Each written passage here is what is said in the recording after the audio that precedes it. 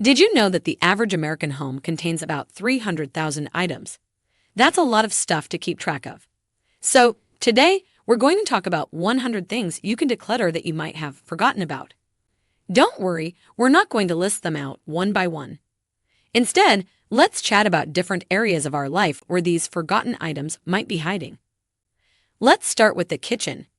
It's the heart of the home, but it can also be a black hole for forgotten gadgets. Remember that avocado slicer you bought during sale. These single-use gadgets often end up collecting dust in the back of our dryer. But it's not just the fancy gadgets. Take a look in your utensil dryer. I bet you will find at least 3 spatulas, 5 wooden spoons, and enough measuring cups to outfit a small army of bakers. Moving on to the bathroom, this small space can hide a surprising amount of clutter. Old makeup, expired medications, half-empty bottles of shampoo, they all add up. Did you know that makeup can be a breeding ground for bacteria? Mascara should be replaced every 3 months, and lipstick can last up to 2 years. But let's be honest, how many of us are actually keeping track? And what about those free samples from hotels or beauty counters? I used to have a dryer full of them. Now I either use them right away or donate them to local shelters. Let's wander into the bedroom.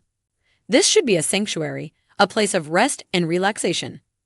But for many of us, it's more like a storage unit with a bed in the middle. The biggest culprit is clothes. The average American buys 68 garments a year, but wears only about 20% of their wardrobe regularly.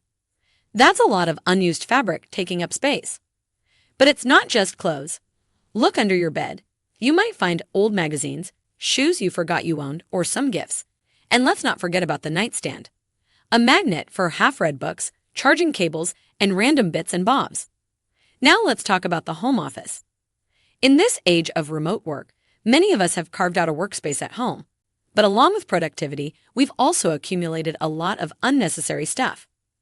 Old tech is a big one: outdated phones, cables for devices you no longer own, maybe even a floppy disk or 2. Papers are another major clutter culprit in the home office. Bills, receipts, old work documents. They pile up faster than you can say paperless billing.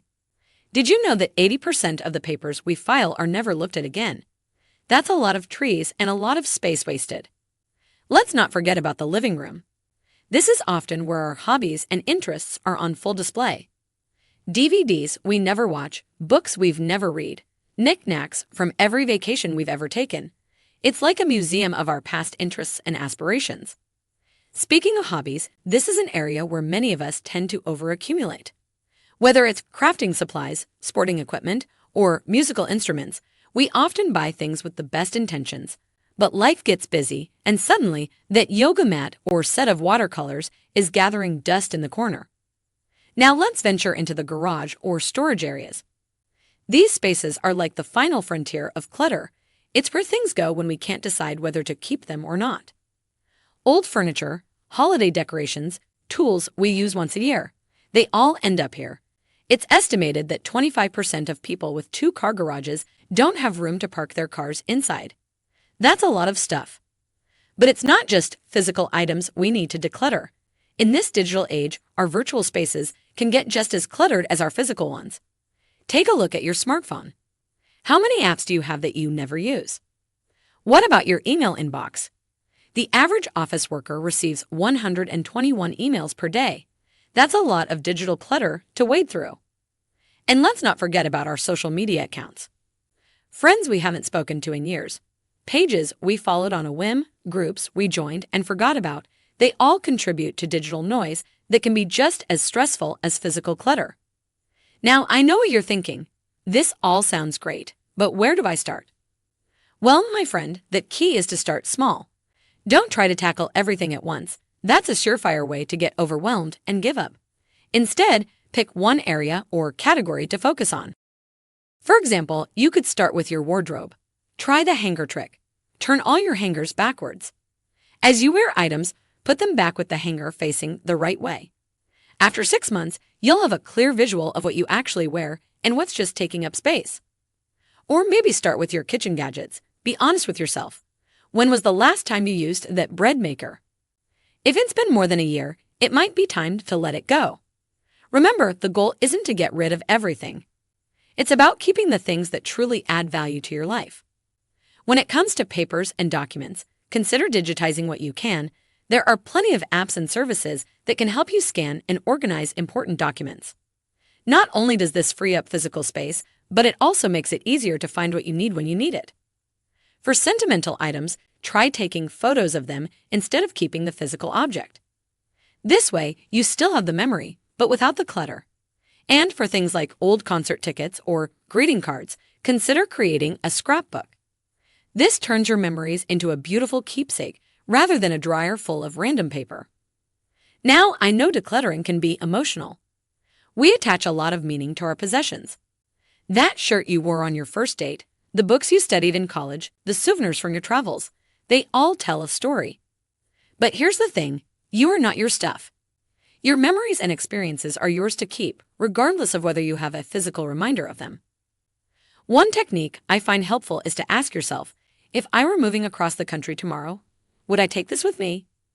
This helps put into perspective how much you truly value an item. Another question to consider is, if I saw this in a store today, would I buy it? If the answer is no, it might be time to let it go. Remember, decluttering isn't about depriving yourself. It's about making room for what's important.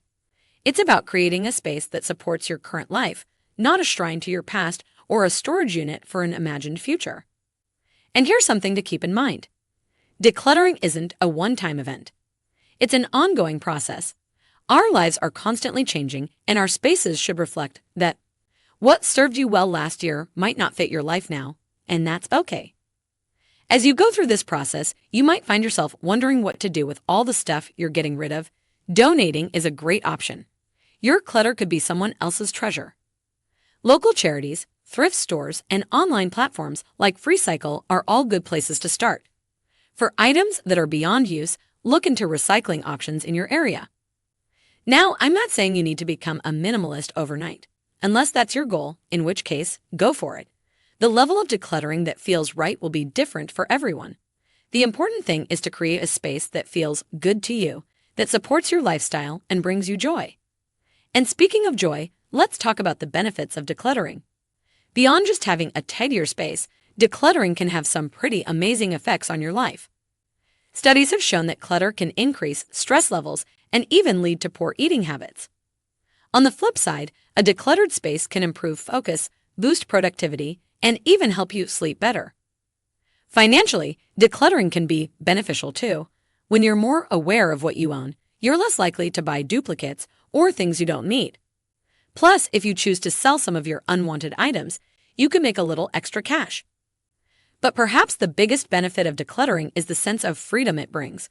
When you're not weighed down by excess stuff, you have more energy to focus on the things that truly matter: your relationships, your passions, your goals. As we wrap up this chat about decluttering, I want to leave you with this thought. Your home should be a place that supports and nurtures you, not a storage facility for things you don't use or love. Every item you own takes up not just physical space, but mental space too.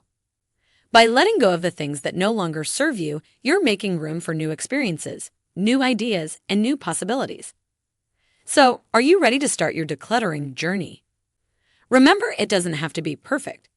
You don't have to do it all at once. Just start somewhere. Maybe it's that junk dryer in the kitchen or the stack of magazines by your bed. Whatever it is, take that first step. Your future, less cluttered self will thank you.